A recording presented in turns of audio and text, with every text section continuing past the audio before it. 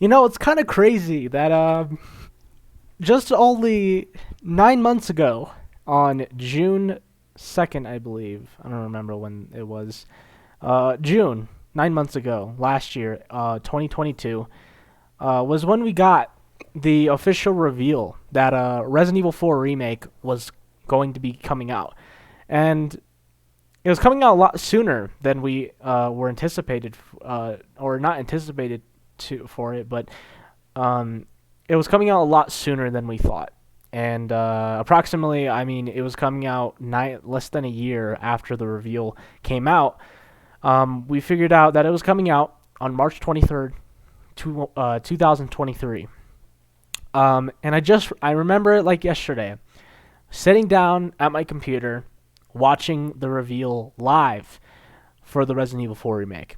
And here we are, 9 months later. It's March 21st, 2023, and we are approximately 2 days away from the Resident Evil 4 Remake officially launching to worldwide. It's coming out at midnight Eastern Time in the United States, and it's quite. I mean, I can't even believe it. Like, I still don't believe it. Like, just thinking about it, I'm just like, I want to pinch myself to see, is this really real? Like, is this a real thing? Are we actually gonna be able to play the game in 2 days? Well, we're gonna be playing it at midnight, March 23rd, 2023. Technically, of course, March 24th, 2023. And yeah, it's kind of crazy. I mean, this game has been hyped up for the last 9 months over its the amount of the gameplay trailers that we've seen, the amount of gameplay and the reveals and the amount of leaks that we have gotten over the last 9 months. I mean, not even over the last 9 months, but over the last year of over the last year, ever since the beginning of 2022, it was rumored that Resident Evil 4 Remake was coming out either in 2023 or in 2024. And well, here we are. So I'm gonna be honest with you. I'm excited. Let me tell you that. And tomorrow, obviously, March 22nd is the 27th anniversary of the Resident Evil franchise, and I mean, what a great way to really, experience the 27th anniversary of Resident Evil than playing. If you live in New Zealand, you get to play Resident Evil 4 Remake tomorrow, technically. Um, and obviously, there are going to be a ton of people, including myself, who are going to go onto their consoles and switch their location to New Zealand and play 13 hours ahead of everybody in the United States. So I'm excited. I hope you guys are too. And obviously, this game is going to be a Game of the Year contender. Do I think it's going to win Game of the Year? Potentially. I think it has a definite. I think it has a definite chance of winning Game of the Year. Considering the reviews that have been flying all over Twitter and all over, I mean, ever since IGN and Game Spot and everybody, Easy Allies, they've all played Resident Evil 4 Remake and gave their reviews, and as you can see, tens all across the board, like perfect scores all across the board.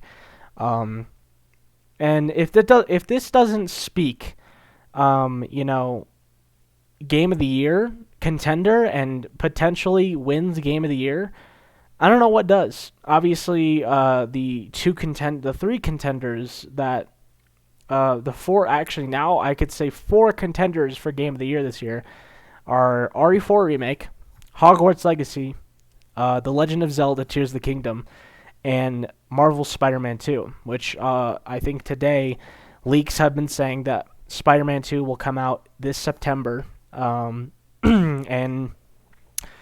I think that it has a chance to win Game of the Year. But in my opinion, I think that in my opinion, I think that RE4 Remake and Hogwarts have more of a chance to win Game of the Year solely because Zelda is a Nintendo Switch console exclusive.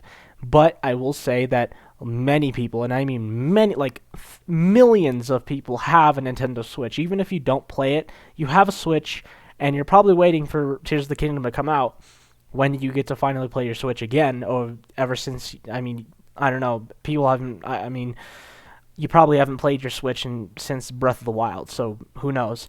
And obviously, I mean, yes, Spider-Man PS4 did do well when it came out.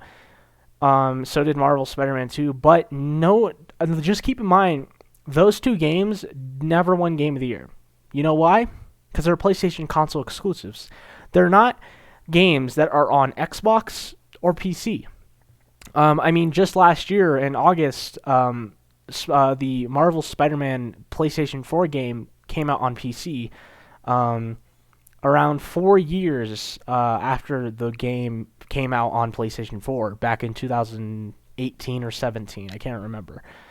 And the PS5 one still hasn't come out to PC. So I think that, and I mean, rumors have, or people have said, and I think, let me just look real quick. Insomniac themselves have said that, confirmed, or I guess it's not confirmed, but they have said that Marvel Spider-Man 2 swings to PS5. They didn't say anything about PS4 or anything like that. They only said PS5, and that's just in this tweet. So you could definitely think that for a game, I mean, it's exactly like a God of War situation, but the problem with God of War Ragnarok was that there wasn't enough time. There wasn't enough time for the game to come out. And again, it was a PlayStation console exclusive. Yes, God of War 2018 did win Game of the Year that year, which, I mean, very well deserved, and one of the greatest God of War, I mean, probably one of the greatest God of War games to ever come out. I mean, yes, it did win that, but I do think that Marvel Spider-Man 2 will compete with Game of the Year, but will not win. And that's just my opinion, and I think that's what I think, and you don't have to agree or anything like that, but I do really think Spider-Man 2 will not win Game of the Year, and it's up to Zelda, Hogwarts, and RE4 Remake to win Game of the Year. And I'm going to be honest, RE4 Remake has the highest chance so far to win Game of the Year. But we'll just have to see when we get to play the game in 2 days at midnight, March 24th. And I will be there. I will be playing the game when it comes out. Actually, I'll probably be playing it early before the game officially comes out. And I cannot wait. So yeah, anyways, ladies and gentlemen, I will see you guys in the next video. Peace out.